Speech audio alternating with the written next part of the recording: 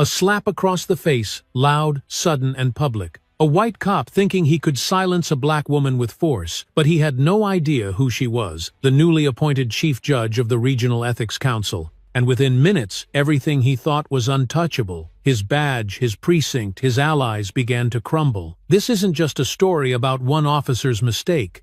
It's about a woman who turned quiet strength into unstoppable justice, exposing an entire system of lies, cover-ups, and abuse of power. What happens next is a chain reaction no one could stop, and once it starts, there's no turning back. Let us know what time you're watching and where you're tuning in from. Drop a comment below. We'd love to hear your voice. It was the kind of Sunday afternoon that wrapped everything in a heavy, syrupy quiet, the kind where time moved slow like honey poured too thick. The courthouse annex sat on the edge of town, half forgotten behind an old grocery store, its faded bricks dulled by decades of sun and silence. The parking lot was nearly empty, save for the steady hum of cicadas echoing through the trees and the occasional thump of a car door slamming shut in the distance. Heat shimmered above the asphalt, and a stale breeze drifted through carrying the scent of hot tar and old pine needles. Celeste Merriweather stepped out of her gray sedan with the quiet deliberation of someone who had learned to move through the world without asking for permission. 62 years old, tall, with a strong posture shaped by years behind closed courtroom doors, she adjusted her simple gray dress and reached into the back seat for her leather-bound folder.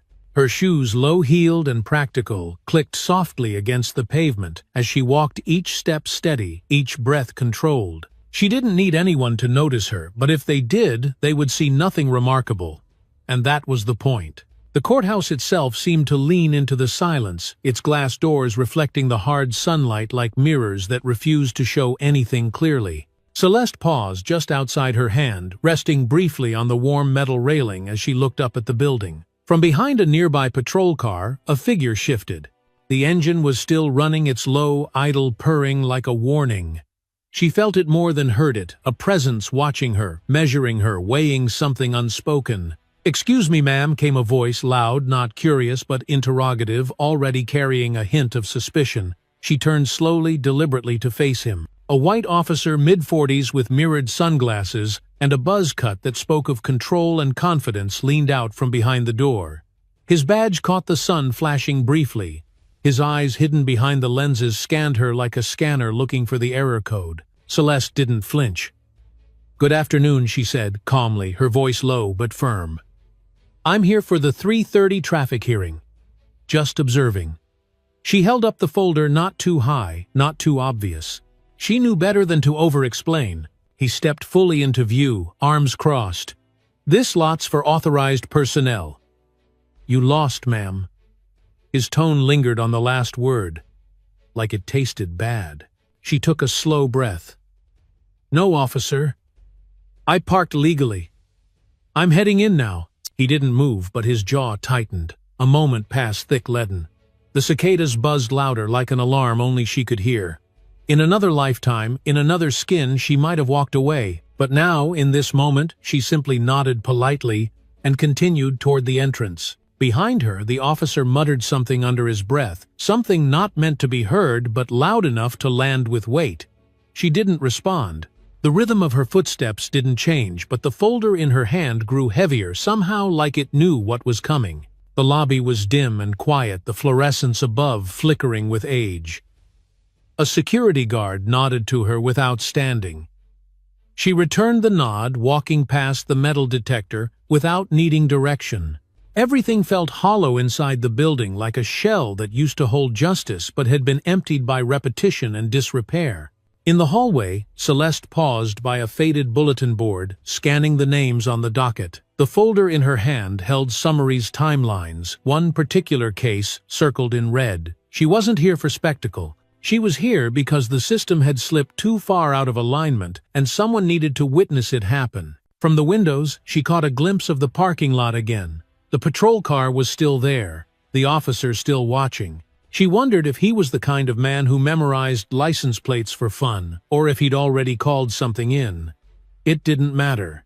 As she stood there reading, she felt the weight of 100 invisible eyes pressing on her skin, memories, expectations, and the long shadow of knowing exactly what people see when they look at a black woman who doesn't smile first. Her mother used to tell her, "You don't walk into power, baby, you carry it." Celeste carried it now, but not as a weapon, as proof. Proof that she had every right to be there, every right to observe, every right to walk into that courtroom with her head high and her silence intact. And still, as the old clock above the door ticked closer to 3:30, she felt something familiar crawl beneath her ribs. Not fear, but that slow-burning warning all black women learn to heed. Something was off, and she knew better than to ignore it. He saw her the moment she stepped out of the shadows by the courthouse wall, the sun hitting the gray of her dress like a dull blade, and something in him stiffened, not fear, not curiosity, but that quick snap judgment some men wear like a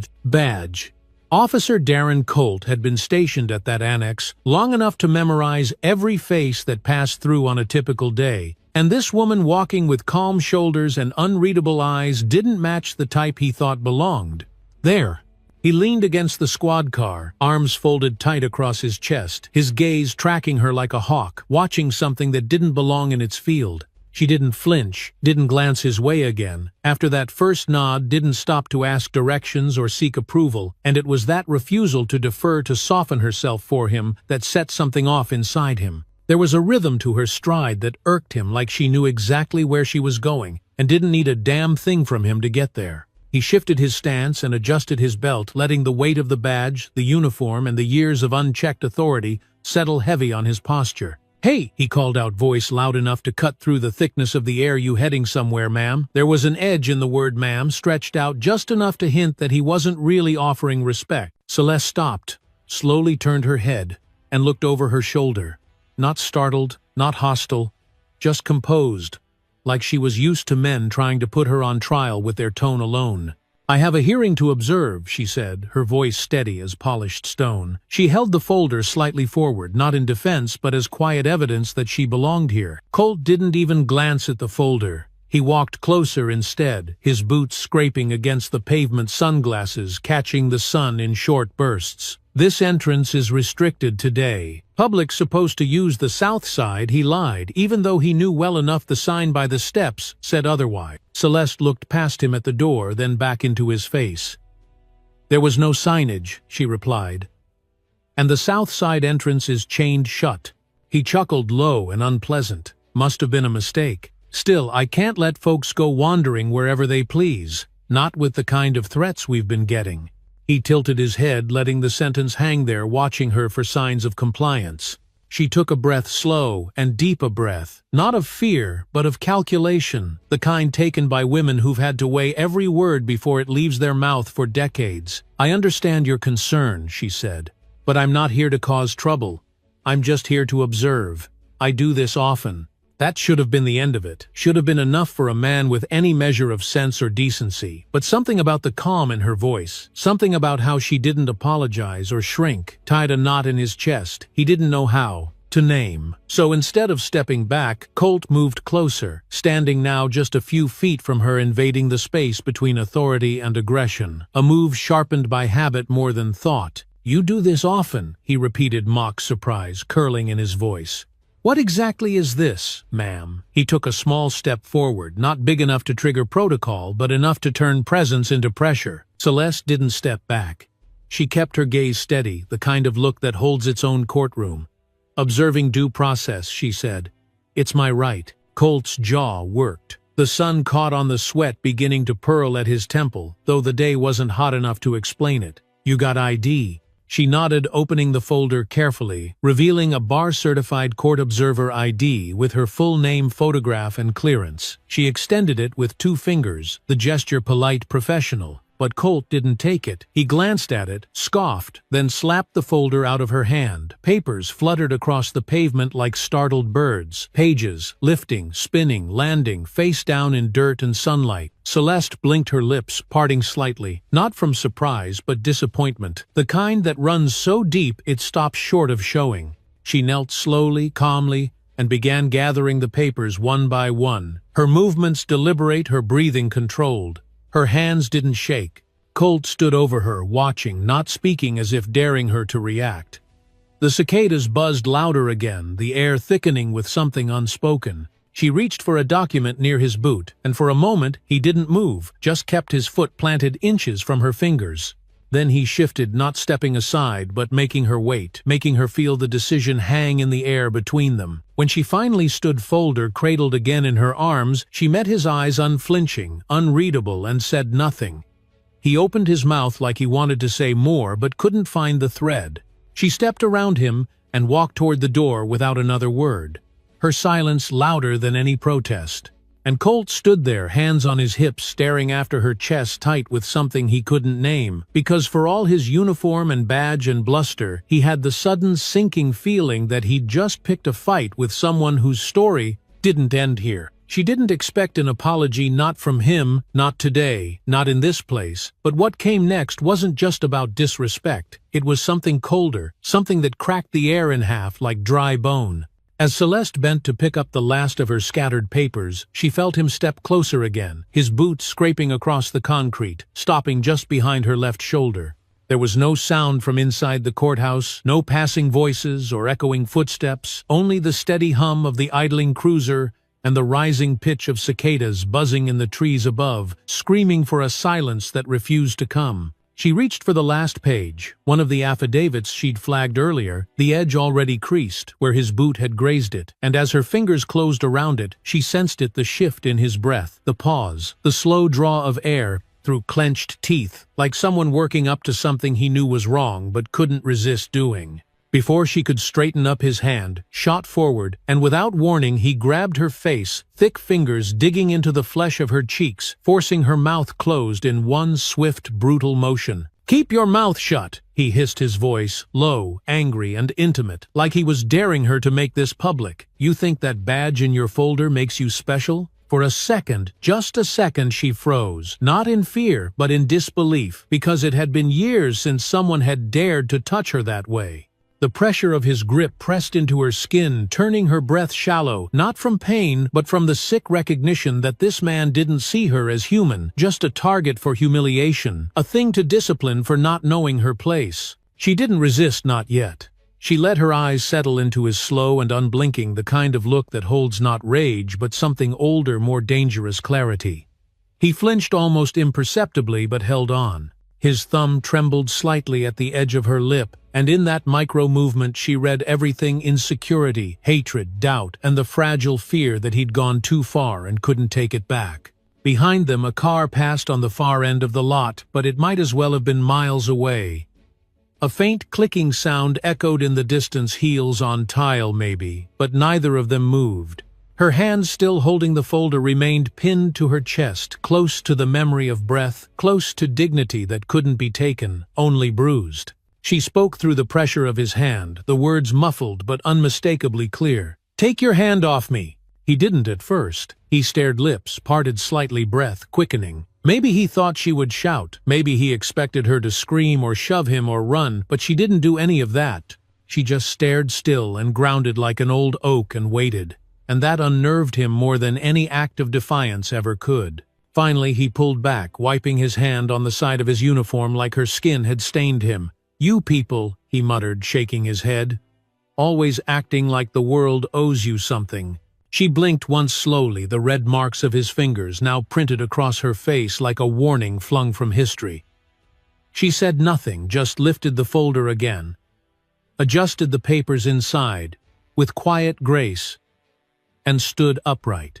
There was a stillness in her now, but it wasn't passive. It was sharp, collected, almost surgical, as though she had just catalogued everything about him and stored it in a place he'd never be able to reach. Behind her, the courthouse doors hissed as they opened, and the sound of footsteps grew louder, measured, official. She didn't turn to see who was coming. She didn't need to. Every inch of her had already recalibrated, already mapped out the next 10 minutes, like she was preparing to deliver closing arguments in a case that had suddenly taken on national weight. He watched her walk away toward the entrance, not fast, not slow, but with a kind of gravity that unsettled him. For a second he reached toward his radio, then thought better of it. His fingers hovered over the mic before retreating like they'd touched something hot, And she, Celeste, didn't look back, didn't check to see if anyone had witnessed what had just occurred. She didn't need the confirmation, because the bruising heat along her cheek, the ache in her jaw, the bitter taste of injustice at the back of her throat, those things were more than enough proof. She crossed the threshold of the courthouse, as if stepping into court not as an observer anymore, but as something far more dangerous to men like him, a witness with power, a woman not interested in revenge, but in the long, meticulous accounting of wrongs. And behind her, Officer Darren Colt stood in the blinding light of a Sunday afternoon, sweating beneath the weight of his uniform, unsure of what exactly he had just done, but knowing somehow that the consequences had already begun. Inside the courthouse, the air changed. Not in temperature, not in volume, but in texture, thicker somehow, as though the walls themselves had absorbed what had just happened outside and were now holding their breath. The fluorescent lights above buzzed, faintly casting a dull, white glare across the marble floor, and the smell of floor polish mixed with the faint scent of old paper and something heavier, sweat maybe, or tension that had been left ferment. Celeste walked slowly, her stride deliberate, holding the folder close to her chest as if it were a shield, though her spine stayed straight and her chin stayed high. The main hallway stretched before her like a path in a cathedral, long, sterile, and echoing with footsteps that came and went like passing judgments. At the far end, two men in cheap suits spoke in hushed tones by a bulletin board, barely glancing up as she passed. A young clerk rushed by on the opposite side, eyes on a stack of files, not noticing the bruise already beginning to blossom along Celeste's jawline. But not everyone missed it. As she turned the corner toward the observation room, a soft voice called out behind her, hesitant but urgent. "Excuse me, Judge Merriweather." The voice belonged to a uniformed officer younger than the others, maybe early 30s, barely out of probation. His badge gleamed, polished too often, and his posture stiffened as he realized who he was looking at. She turned slowly, and for the first time that day her expression cracked not into anger or fear but into something quieter, wearier. She saw the recognition in his eyes before he said anything else, and it landed with the weight of history. I didn't know you were coming today," he stammered, his voice dropping. "No one said anything. We weren't told." "I didn't come to be announced," Celeste replied, her tone even but not cold. "I'm just here to observe." The young officer looked down, then back up, his eyes flicking toward the hallway she had come from. "Was that Officer Colt with you just now?" She didn't answer at first. Her silence stretched between them like a thread pulled taut, and when she finally spoke, her voice was barely above a whisper. "Yes, it was." He swallowed hard. "Ma'am, did he touch you?" The question came out too fast, almost guilty. Celeste met his eyes, and something passed between them, something unspoken, something larger than either of them, something built over decades of men like Colt, standing on the necks of people like her. She didn't nod. She didn't accuse. But the bruise on her face, slowly darkening in the cold fluorescent light, was louder than any confirmation could be. Behind them, the doors to the courtroom creaked open, and the clerk with the files slipped inside, vanishing like a shadow swallowed by ritual. The hallway returned to silence, thick and uncomfortable. "I think you should tell someone," the young officer said gently, his voice cracking. "I can file a—" She held up a hand, not harshly, not to silence him, but to stop him from falling into a system that wasn't built to protect anyone but itself. "Thank you," she said softly, "but I know what I'm doing." He nodded, the kind of nod people give when they don't understand but want to respect the choice anyway. She turned back down the hall and moved toward the double doors of the observation room, her heels tapping quietly, evenly like a metronome, counting down to something inevitable. Inside, the small courtroom was already filling. A few lawyers gathered their notes, a traffic officer leaned against the wall near the exit, and the judge's chair sat empty beneath the state seal, waiting. No one looked up as she entered. No one asked who she was.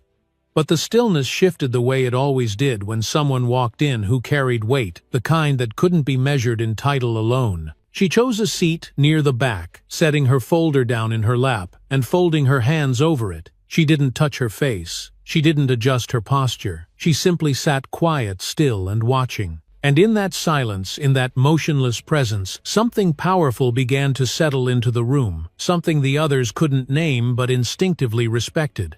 It was the presence of someone who had seen too much, held too much in, and come here, not for revenge but for record, for witness, for justice, not the kind written in law books but the kind etched into bone. The moment Celeste entered the courtroom, something in the atmosphere shifted, not with a bang, not with any announcement or raised voice, but with a kind of quiet authority that made people straighten in their seats without knowing why.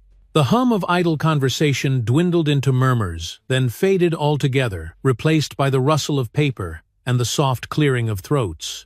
She moved slowly, not because she was unsure, but because she understood the power of stillness, the strength that came from choosing every step like it mattered. Her folder rested in her lap, her hands folded gently over it, and though she did not speak, her presence said everything. A few attorneys near the front exchanged glances, faint recognition passing between them, faces from the appellate circuit, whispers from conferences, footnotes, in decisions they had studied but never dared to challenge. Someone leaned toward his colleague and whispered, "That's her, isn't it, Merriweather? The one from D.C." His companion nodded, face pale, and looked back with new eyes. Celeste kept her gaze forward, her expression unreadable, but her mind was already working, filing away every detail in silence. She could feel the bruise blooming beneath her cheekbone, a slow throb beneath the skin, but she refused to acknowledge it.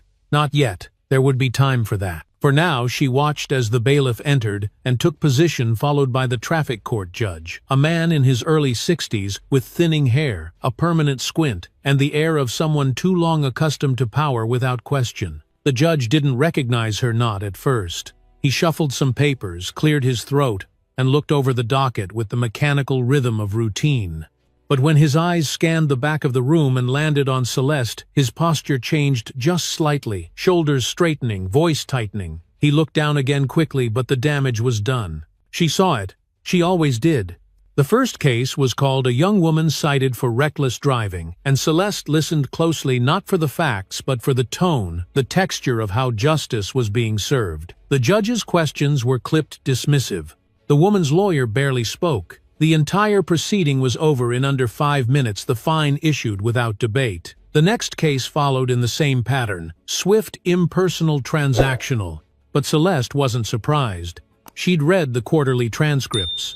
She knew this court hadn't been audited in over 4 years. She began jotting notes in the margins of her folder, not openly but with a subtle efficiency that belied her experience.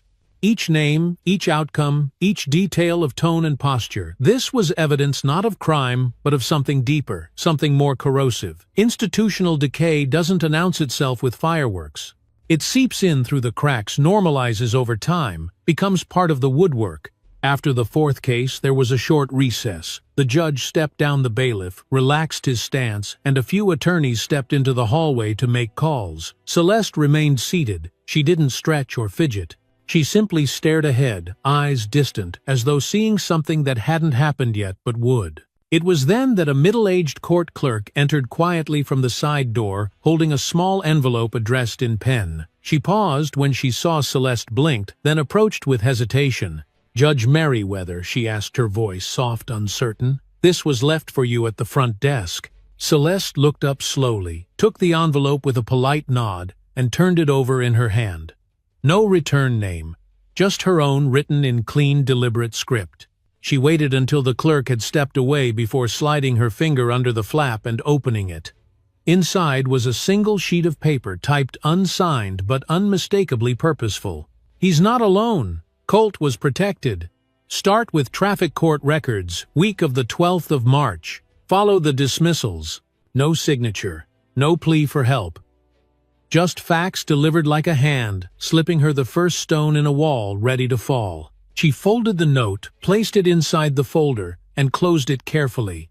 Her heartbeat didn't rise, her breath didn't change, but somewhere deep inside the wheels had turned. She stood slowly, gathering her things, and walked toward the exit with quiet resolve. No one stopped her. No one questioned her. But several people watched her go, not because she had raised her voice, but because they could feel it now. Something was beginning. Something bigger than one officer, one courtroom, or even one bruise. And Celeste Merriweather, without ever needing to announce herself, had just declared it open season on silence. Celeste didn't return to her office right away, not because she was avoiding the questions, but because she needed the silence first. The kind of silence that let her sort through facts without interruption, without noise, without anyone else's panic infecting her pace. She drove for 20 minutes, no radio, no words, just the quiet hum of the engine and the click of her turn signal, a rhythm to match the rising tension behind her eyes. When she finally parked in front of the Regional Judicial Ethics Council office, the sun had already dipped low enough to cast long shadows across the pavement, stretching out like fingers, reaching for something they couldn't quite touch. The building was modest, a converted historical home wrapped in red brick and heavy wood trim, a place meant to look warm and unimposing, but one that still carried the gravity of decisions made behind closed doors. As she stepped through the front door, the scent of aged paper and polished oak wrapped around her like memory, and she paused just inside the threshold, letting the weight of what she was carrying catch up to her. Not just the bruise on her face, not just the folder under her arm, but the story behind it, the system it exposed, and the truth it threatened to unravel. Her assistant Thomas looked up from behind the front desk, his brows furrowing the moment he saw her. "Judge Merriweather, what happened?" he asked, standing quickly. She held up a hand, not out of dismissal, but to pause the urgency before it spilled into something unhelpful. "I'm all right," she said, though her tone carried no softness, "but I need you to pull court data for me. Traffic court last quarter, specifically the week of the 12th of March. He blinked. "Any judge in particular?" She hesitated only a second before replying, "Everyone. Full docket.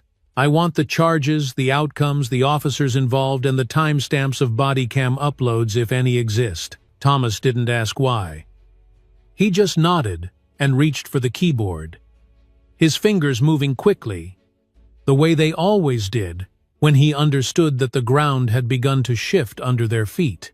Celeste moved past him into her private office, shutting the door behind her with a quiet finality. The room was cool, lit by the late afternoon light that filtered in through half-closed blinds, painting thin stripes across the old books lining the wall. She set the folder down gently, then opened her drawer and pulled out a separate notepad, the kind she used only when something crossed the line from professional to personal. She wrote in silence at first, names, dates, abbreviations that meant something only to her, but slowly the story began to reveal itself one pattern at a time. Officer Darren Colt's name appeared in 6 traffic reports during that week in March. 4 of those cases had been dismissed outright. In 2, no camera footage had been filed, though department policy required it. The same judge presided over each of them. And in each report, the defendants had all been black men under the age of 30. Her pen stopped. She leaned back, letting the chair creak beneath her, her eyes drifting up to the ceiling, as though it could answer the questions forming in her mind. How long has this been going on? How many names have slipped through because no one stayed to watch what happened after the gavel fell? A knock came at the door, soft, respectful. "It's me," Thomas said through the wood. "You're going to want to see this." She opened the door, and he handed her a printout, an internal memo dated 2 months prior. It detailed a request from Officer Colt's precinct to have certain footage archived due to technical degradation. There was no follow-up, no internal review, no chain of accountability. She looked at him. "How long have they been sending these?" "I checked the log," he replied quietly. "Over a year. Always the same language. Always the same officers." She didn't respond, not at first. She walked to the window and pulled the blinds open, letting the amber light flood the room. Outside, the wind moved slowly through the trees, bending the leaves in rhythm like a warning whispered through the branches.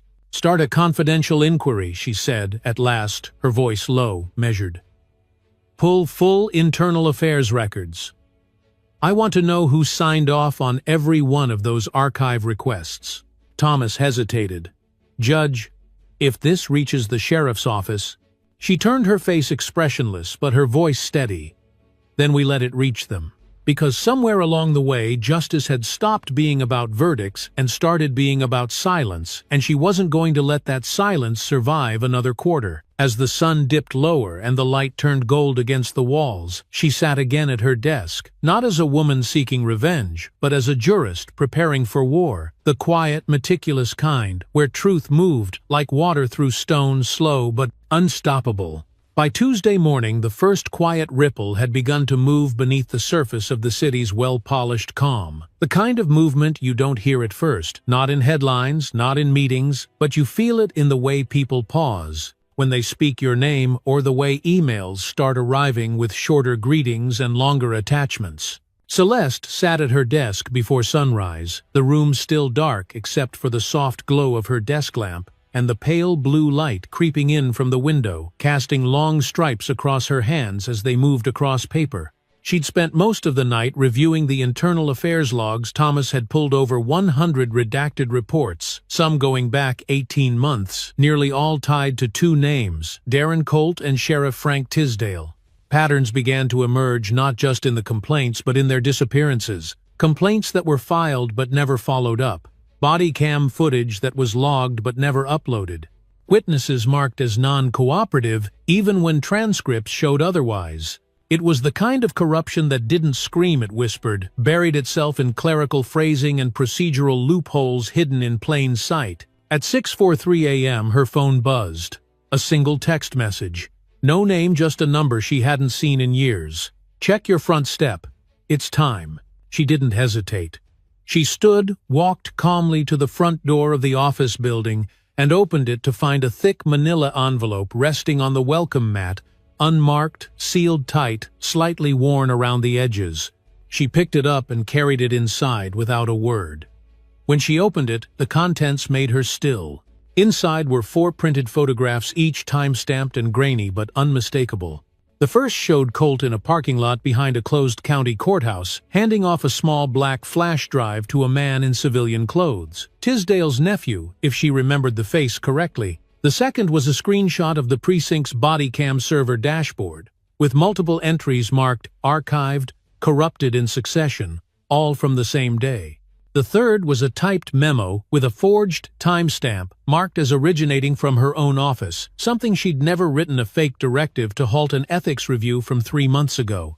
The last was a photograph of Colt outside a liquor store screaming into the face of a teenage boy who was already handcuffed, his head turned away in shame. Celeste stared at the images for a long moment, her breath steady but her pulse suddenly louder than the ticking clock on her wall. She knew then, with complete clarity, that this was no longer just about policy or even misconduct. This was a network, a protection ring, a structure built not to serve the public but to preserve itself at all costs. Later that morning, the calls began. The first came from a reporter at the Ledger, polite but persistent. "Judge Merriweather, I received an anonymous tip this morning. Something about archived body cam footage and internal tampering.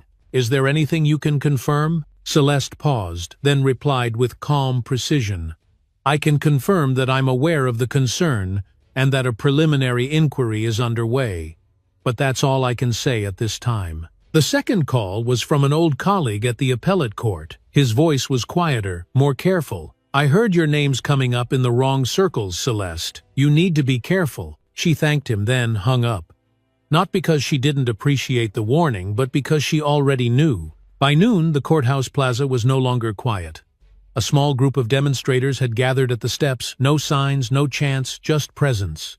Black elders in Sunday hats, young men in navy, hoodies, mothers holding their daughters' hands. One held a handmade poster, words written in thick black marker, "Bury truth and it grows roots." Celeste watched from her window, her hand resting gently on the glass. She didn't feel triumphant. She felt the weight of something ancient rising from the ground again, something her grandmother used to call the reckoning wind. It was quiet at first, but it never stayed quiet for long. Inside the office, Thomas entered without knocking, holding a file in one hand and a USB drive in the other. "There's more," he said simply. "This came in from someone in records. They said you'd know what to do with it." She took the drive, inserted it into her laptop, and opened the single folder it contained. 6 video files. No titles, no descriptions. She clicked the first. The screen flickered, then revealed Colt again, this time inside a holding cell, pushing a seated black man against the wall, shouting something inaudible through the grainy audio. The timestamp matched one of the dismissed cases from March. She clicked the second. Another officer, another violent scene, another victim whose case had disappeared. Her fingers hovered over the keyboard, then slowly closed the laptop. The evidence was no longer a question. It was now a matter of will, of whether the system had the stomach to confront what it had allowed to fester. She stood, walked to the filing cabinet, and retrieved the formal envelope stamped "Request for Independent Commission." She placed the photos inside the memo, the flash drive, and the printed transcripts of the March cases. She sealed it, signed the flap, and wrote only one word on the front: accountability. Then, in the stillness of her office, she whispered to herself, not with fear, but with the steady fire of someone who had waited long enough, "Let the fire spread." By the time dusk settled over the edge of the county line, the air had turned thick with something unspoken, more than heat, heavier than humidity. It was the kind of stillness that only came before a storm, when every leaf seemed to hold its breath, and the cicadas went quiet for no reason anyone could explain. Somewhere off the main road, down a graveled path hidden behind a rusted livestock gate, a lodge sat tucked into the woods, a relic from decades past where men once gathered to drink, talk, shop, and keep the rest of the world at a safe distance. The windows were high and narrow, the porch light flickering like a candle running out of faith. Inside, the meeting had already started, though no one called it that. There were no agendas, no notes, no names written down. Just 5 men seated in a semicircle around a low table scattered with opened beer bottles, a weathered ashtray, and the sour smell of damp wood and old tobacco. Sheriff Frank Tisdale sat closest to the fireplace, one boot propped on a stool, the other foot bouncing with quiet agitation. His face was ruddy from years in the sun, and from the anger simmering just beneath his skin. "He's rattled," Tisdale muttered, pulling from his beer. "You all saw that protest out there. That wasn't random. That was coordinated. And it's got her fingerprints all over it." Across from him, Judge Harwell leaned back in a creaking leather chair. His fingers steepled, his expression unreadable. "You think she's trying to build a case?" he asked flatly. "Or just make noise?" "She doesn't need to make noise," Tisdale growled. "She just needs to show up. People believe her before she even opens her mouth." Darren Colt sat stiffly near the door, arms folded, jaw tight. He hadn't spoken yet. He looked older than he had the week before. Something hollow had crept into his face, something nervous and unfamiliar. Finally, he broke the silence. "She looked me in the eye," he said, voice low. "Didn't flinch, didn't blink, like she already knew how this ends." No one responded at first. The silence stretched out thick and suffocating. Outside, a dog barked, once sharp and sudden, then fell quiet again. The men exchanged looks, not of trust, but of shared exposure, like men who'd dug the same hole too deep to climb out of without pulling the others in. Across the room, a developer named Raymond Knox swirled ice in his glass, watching the others like a man calculating odds. "You boys do realize what happens if this gets federal," he said calmly. "The contracts go first, then the funding. Then the real stories come out, unfiled arrests, sealed transcripts, property seizures, with no paperwork." Harwell shook his head, sighing as if the whole conversation annoyed him. "So what's the play, Frank? You want to scare her off? You really think she'll fold?" Tisdale rubbed the bridge of his nose, exhaling hard. "She won't fold, not like the others. But everyone's got a weakness. She's not married, no kids, but she's got legacy. That's what people like her care about."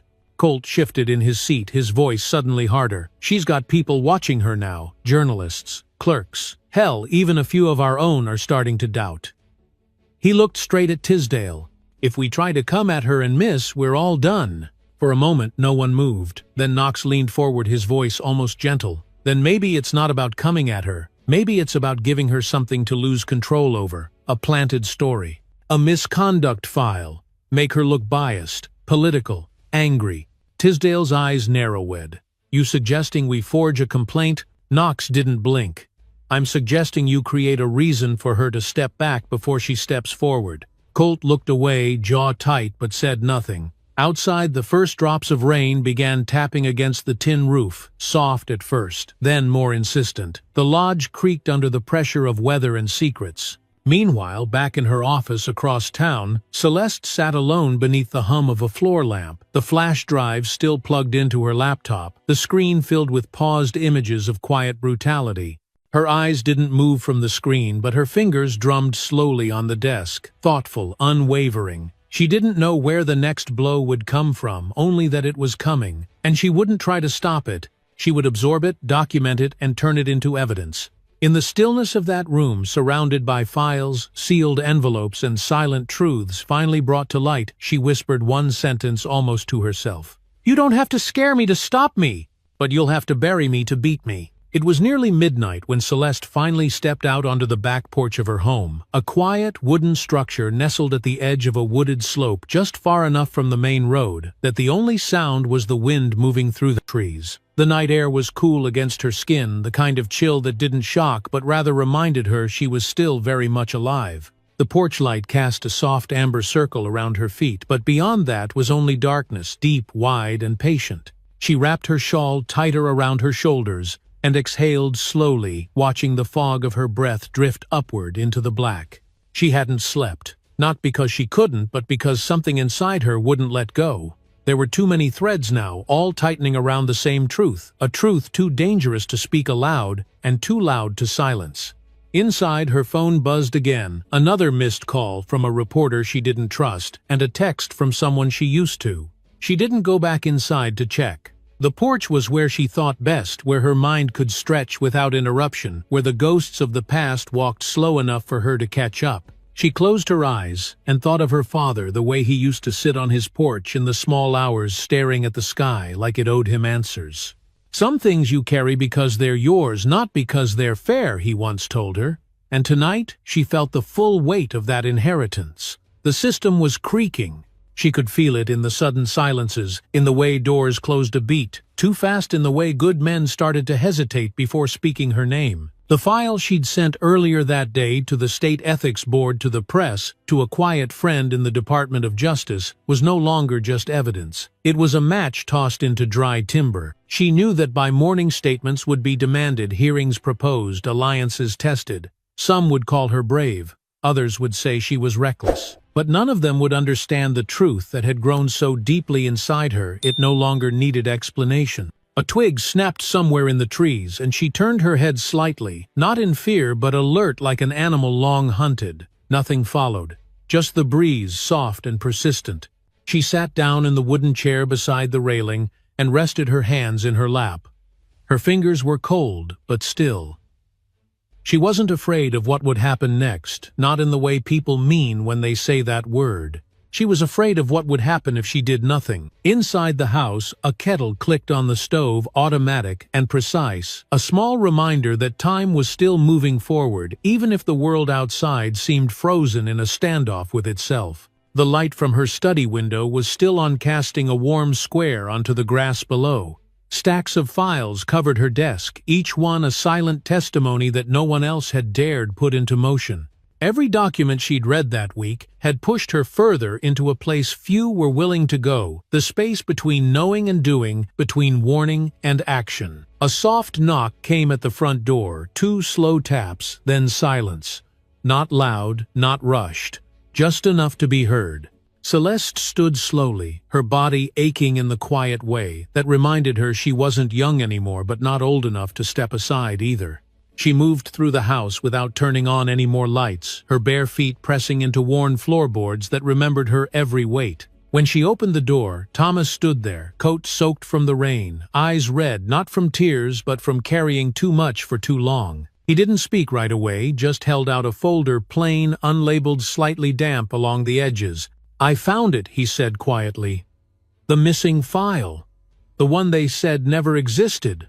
She took it in both hands, not gently but firmly, as if holding it made something real that hadn't been real before. She didn't ask what was in it. She didn't need to. Instead, she stepped back and motioned him inside. "Tea's still hot," she said.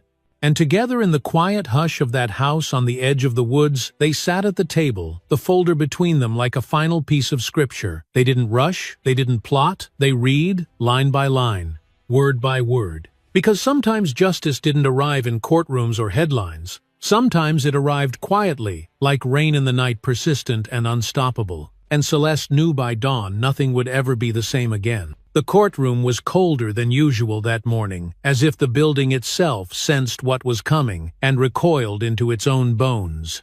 The early light filtered in through the high windows, pale and gray, casting long shadows across the polished floor, shadows that stretched toward the benches like fingers searching for someone to hold accountable. Celeste stood near the side entrance, arms folded over a single manila folder, waiting for her cue, though she needed none. There was no fanfare, no cameras, no reporters inside, just the still breath of something sacred that had been waiting far too long to speak. The grand jury sat in near-perfect silence. 12 faces, some young, some creased with time, watched the room with varying degrees of anticipation, fatigue, and quiet dread. The judge, presiding a visiting circuit magistrate from 2 counties over, wore the kind of expression only years of political neutrality could sculpt. He knew the weight of what had been uncovered. He also knew the risks of pretending it didn't matter. Celeste's shoes clicked softly as she crossed the floor. Each step measured like a closing argument delivered not with passion but with principle. She stopped near the center of the room, the silence welcoming her like an old friend. She didn't speak immediately. She opened the folder, slowly laid the contents on the table, then looked up not at the judge, not at the jury, but at the space between them, the space where truth had been missing for too long. Ladies and gentlemen, she began, her voice low but unwavering. You're not here to debate the existence of injustice. That part is done. You're here to decide what comes next. There were no theatrics, no raised voice, no anger in her tone, only clarity. The kind that made people lean forward not because they were instructed to, but because they had to. She walked them through the evidence footage, transcripts, forged records, altered timestamps, internal memos buried in digital ash. The facts did not shout. They didn't need to. They simply sat on the table, undeniable and raw, like wounds still open but no longer bleeding. When she played the first video, Colt's body slamming a handcuffed man against a wall, no one in the room breathed. The audio was thin, crackling, but clear enough to hear the slurs, the threats, the cruelty delivered with the casual cadence of someone who believed he would never be held accountable. One juror, a middle-aged woman with a navy cardigan and trembling hands, pressed her lips together hard enough to turn her face pale. Celeste paused the video, let the silence do what words never could. Then she looked at them and asked the only question that mattered. Is this the man you trust with the power of the badge? No one answered. They didn't have to. Outside the courthouse, the streets were beginning to fill. Word had spread as it always does, even without headlines. Retired teachers stood beside local business owners, clergy beside college students, all facing the courthouse like a mirror too long avoided. A child on her father's shoulders held a sign that read, "Our silence was never consent." Back inside, the judge addressed the court. We will now hear the statement from Officer Darren Colt. The room shifted. A hush fell deeper. Colt entered flanked by counsel, his uniform replaced with a civilian suit that fit too tight in the shoulders. He looked tired, like a man who hadn't slept for days, like a man who understood that his name would never mean what it used to. He took the stand with practiced ease, but when his eyes met, Celeste's the confidence faltered. She didn't glare. She didn't look away. She simply held his gaze like a ledger being balanced. "I was doing my job," Colt said, voice shaking. "I made mistakes, but I never meant to hurt anyone." It wasn't a defense.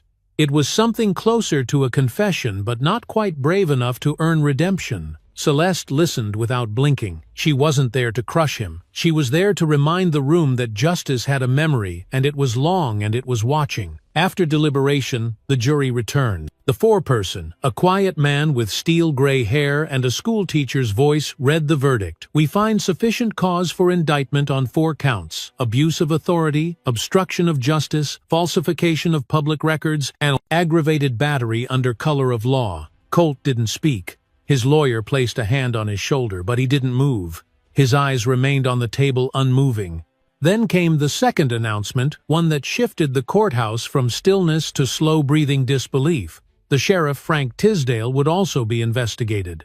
Sealed documents presented that morning had tied his authorization to the suppression of multiple body cam logs and interference in disciplinary proceedings. The judge ordered the records unsealed within 48 hours. Celeste remained seated as the courtroom buzzed around her voices, rising in slow waves of awe and tension.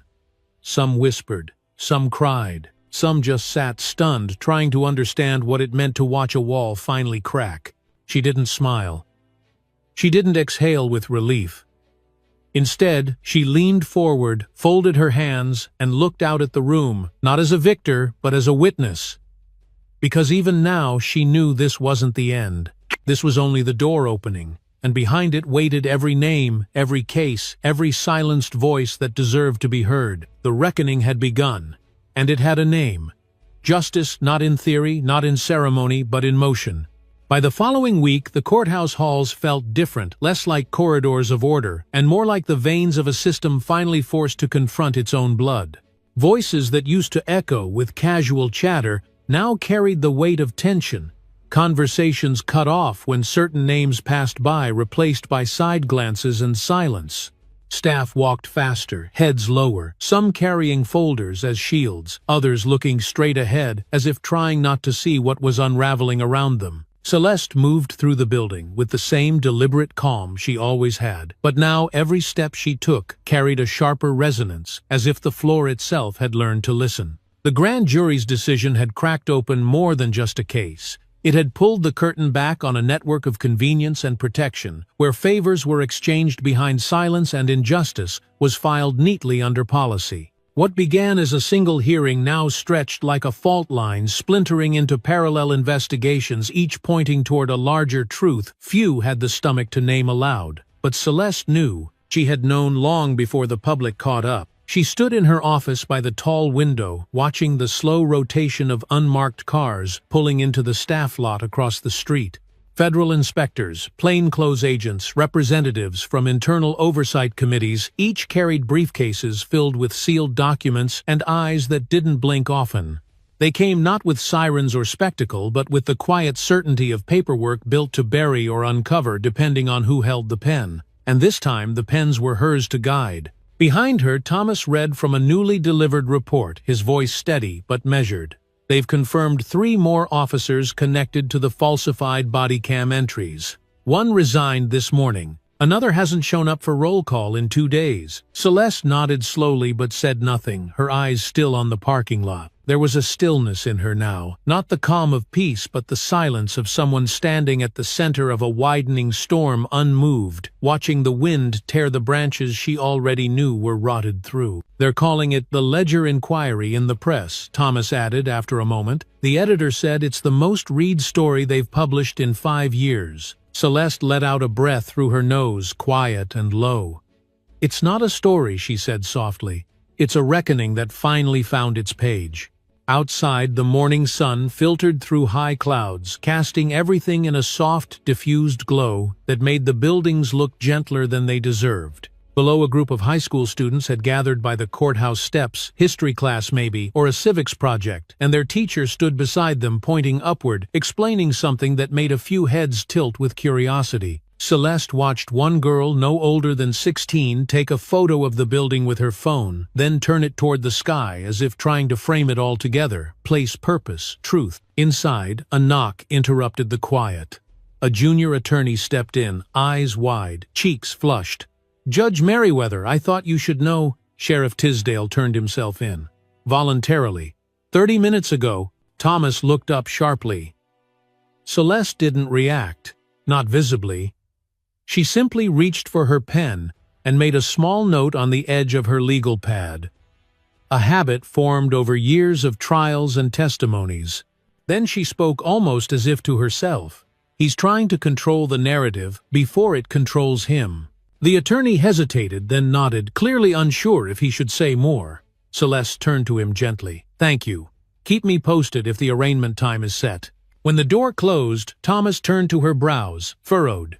"You think he'll flip?" "He'll try," she said. "But the machine he built won't save him anymore. It's not just collapsing, it's collapsing in full view." She walked slowly to the center of the room, pausing before the portrait of a former justice that hung above the fireplace. It was old, darkened by age, the frame slightly crooked. She looked at it for a long moment, then said, almost like a benediction, "We always assumed the hardest part was proving the truth. Turns out it's surviving it." That night, reports would spread faster than she could read them. Arrests made in neighboring counties, suspensions handed down by emergency vote. A city council meeting interrupted by protesters reading the names of victims whose cases were never heard. And still she would remain where she had always been, between the paperwork and the silence, making sure that justice wasn't just something spoken from behind a bench, but something felt in the bones of those who had once believed it was out of reach. She would go home, late lights off, windows open, letting the wind carry in the voices of a town that was waking up. And as she sat down with her tea and a legal pad filled with crossed-out names and underlined dates, she would allow herself one moment of stillness, not to celebrate, not to rest, but to remind herself that the fight was never for glory. It was always for memory, for the names etched into folded pages, for the stories that never made it to trial, and for the ones still waiting in silence to be heard. And in that silence, she would not feel tired. She would feel ready. It was a Sunday afternoon again, almost exactly like the one when everything had begun. Soft breeze, distant church bells, cicadas humming their ancient rhythm. The park was quiet but alive, dotted with families unpacking picnic baskets and kids racing barefoot across the grass. Celeste sat alone on a weathered bench beneath a wide-limbed oak, its leaves casting dappled light across her lap, where a folded newspaper rested, headline facing up, "System shaken but standing, Merriweather's inquiry redefines local justice." She didn't read it again. She'd already lived every word. Her hands were still folded loosely in her lap, her gaze drifting between the people nearby and the shadows moving gently across the ground. There was peace in her face, not from satisfaction, but from resolve, a quiet earned, not through victory, but through endurance. She didn't need the city to thank her. She didn't need applause. What she needed was this: a place to breathe, to remember to exist outside the tension that had held her body like armor for months. A voice interrupted the calm, small, and hesitant.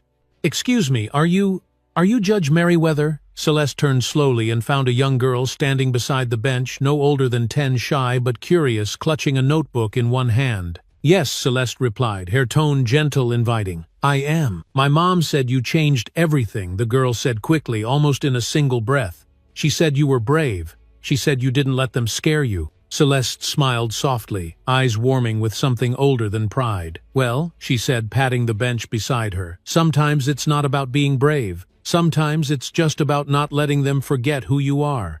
The girl sat, legs swinging, notebook balanced on her knees. "Can I ask you something?" "Of course." "What do you do when nobody believes you?" Celeste looked out at the sky, the clouds drifting like memories across blue, then back down at the child's face. Her voice was quiet but steady. "You keep speaking, not louder but clearer. And you find someone who listens, even if it's just one person." The girl nodded, biting her lip, scribbling something quickly in her notebook. Celeste leaned back, letting her body settle into the weight of the bench, letting the silence return. It wasn't over. The work never really was. But for now, in this moment, she didn't have to carry it alone. And that, she thought, was more than enough. What happened in that courthouse, in those quiet offices, and on that wooden park bench, wasn't just a story about corruption or accountability. It was a reminder of something deeper, that justice is not a moment but a movement. It doesn't always arrive with noise or glory. Sometimes it walks quietly in the form of a woman who refuses to be silenced, who carries the weight of generations in her voice, and reminds the world that dignity is not something we earn, it's something we defend. This story teaches us that truth doesn't disappear just because others try to bury it. That silence, though heavy, can be broken when someone finally stands and says enough.